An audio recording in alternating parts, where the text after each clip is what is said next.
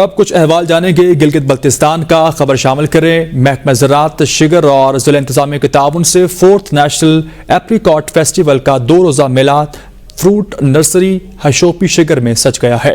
Festival का आगाज member सूबा असम्बली आजम खान ने किया।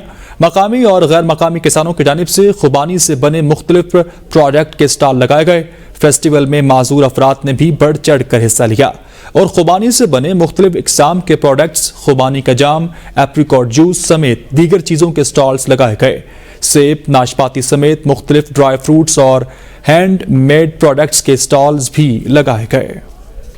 मेरे पास जो है वो खुबानी की वैरायटी है हलमान, जिसको हमने कुक पुडिंग के नाम से, क्योंकि बल्ती में कुक कहते हैं उसको पील करना, ठीक है ना। तो हमने उसके अपने देसी नाम के साथ ऑर्गेनिक तरीके से जो है वो हमने यहाँ पे अपनी खुबानी को प्रेजेंट किया। मेरे पास यहाँ पे हॉथॉर्न बेरी पे मैंने काम किया हुआ है। हॉथॉर्न बेरी है, साथ में सिबकथॉर्न की leaves as a green tea, क्योंकि ये एंटी कैंसर है तो ये आपके लिए बेस्ट है। हम यहाँ एंजॉय करने आए हैं, बहुत अच्छे स्टॉल्स लगे हैं, हर चीज़ हम लोगों ने लोकल ट्राई की है।